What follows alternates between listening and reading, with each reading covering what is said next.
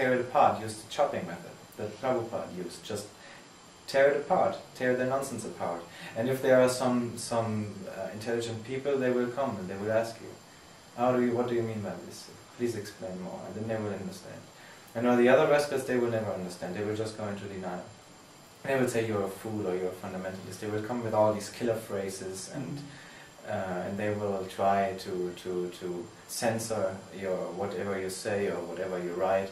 And that's a waste of time. But people who come and say, okay, well, I see that you made a good point, please explain more, then you can go on from that. But the first thing is you have to destroy their theory. And this is possible. You can, and this is why I always post these texts, these boring texts on the forum about the Aryan invasion theory, about the Vedic civilization in South America, about how evolution theory is wrong, about all these stuff that nobody seems to be interested in. Ammunition. It's ammunition. That's what you need if you go out there and preach to these people. You have to tell them how is it wrong. And you have to give them good arguments, because they know some arguments, but they all know just the propaganda. So you have to first of all defeat the propaganda, and then go even deeper and defeat their whole ontology with Vedanta philosophy. And then if there is some intelligent people left, then you can grab them and take them aside. That's the way to do it. Very good. And also this is a preliminary step for preaching at all to people, because everybody in this time, in this civilization, is somehow or other indoctrinated by material rascal philosophy. They all have at least the assumption that if there is a God, then God is separate from his creation. They all have wrong understanding. They all have they're all tinged by materialism somehow or other. And so you have to destroy their ontology anyway before you can do successful preaching to them. So that's what you have to do. Even if you have people that understand this correctly, you have to make sure that you really chase out the last bits of materialism, because otherwise they will just get misunderstandings, they will have the wrong definitions of their terms, and you will not be able to successfully let them duplicate our philosophy. So this is the process. Let's give an example of what Florian's talking about. Let's say that you run into an old friend, and he says, well, what have you been up to lately? What are you doing? And you say, well, I've been studying some interesting philosophy. Would you like to hear about it? And he says, yeah. What? It's still, is it pointing away, because it's pointing away from me, or what? Now it's working again. Now it's working. That's weird. Is it working now? Yes. Okay, just give me a holler if it stops. Yeah, I can give you a sign. Okay. I can lift the stone. All right. So, where was I? Oh, now the next step is, before you start talking about our philosophy, you have to find out what his philosophy is. Huh? So that means you have to probe. You have to start asking questions. All right? Let's say your friend is an engineer. Huh? So you know how engineers are educated. They have no liberal arts education whatsoever. All they do is take science and math courses and whatever their specialty is. So they don't really have a very broad education. They have a deep education in a very narrow area. And about other things they know almost nothing. So with that information, you can, first of all, put them off guard by saying that modern science and engineering are built on a very flimsy foundation. And of course he's going to come back, well, what do you mean by that? Of course they are, of course we know what we're talking about. Maybe you should put the mic here instead of by the neck, because they say they can only hear you mumbling. I'm talking pretty loud. Yeah, but maybe just fix it to your shirt.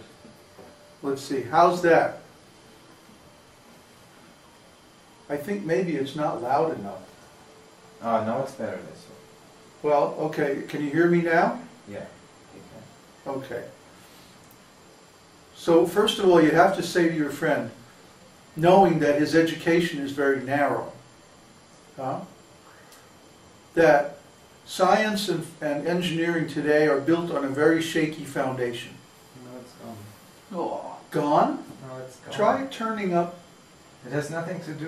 What do you mean? It's just the position when I move? That sounds like an intermittent cable. Let's take the other microphone. No, I shipped the other microphone to Uddhava. We'd have to use this microphone. No, it's in here. It's in the bag. It's in that plastic bag. Cleverly hidden so that you can't see it. Wow. Well, it's a microphone. It's a big microphone.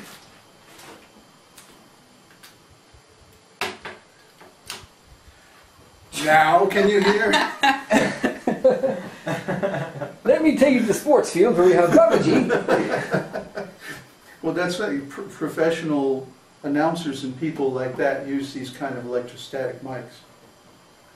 We'll have to troubleshoot this mic. Yeah.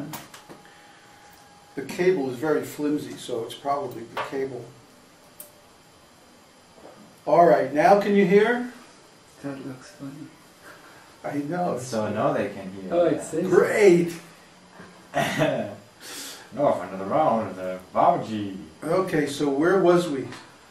Flimsy foundation. Oh, yeah. So you're talking to your friend and you say, you know, modern science and engineering is built on a very flimsy foundation. And of course he's going to try to defend it and say, no, it's strong and it's robust and we know what we're doing and blah, blah, blah. Well, all you have to do is say, where are the self-assembling nanochips? Where are the flying cars? Where are all the technologies that were going to make us have a 4-hour work week? Why are we working so hard and we're still poor? None of these things that were predicted by so-called science have come to pass. Because they actually can't get matter to do what they want it to do. They can only get it to do things that it's built in advance to do. It has to follow natural laws, in other words. So we don't have self-replicating machines or self-programming intelligent computers because these things are fundamentally impossible without the presence of life. So the thing that none of these engineers understands is that we only see matter organized on such a fine scale when it's in the presence of life. And of course the perfect example is the human body. The human body is a wonderful machine, but as soon as the life disappears, then the whole thing stops and begins to decompose. And of course they have all kinds of nonsense arguments to counteract this, but all these arguments suffer from the same flaw. They assume that matter can do things by itself. But there's innumerable examples that matter doesn't do anything by itself. It only appears to have energy when that energy has been injected into it by some previous cause. If I take a piece of iron and I heat it in the fire, then it glows and it smokes and it can even start something else on fire. But that's only because it's been sitting in the fire. The iron doesn't have that energy on its own. You see? So similarly, any transformative process that we see going on in nature is only happening because there's some outside energy acting on that matter. Where did that original energy come from? You can trace it back, even to the Big Bang if you want. Even you can accept the Big Bang, just for the sake of argument. But if there was a Big Bang, who lit it off? in our life, in the world today, we never see a big explosion unless somebody made it.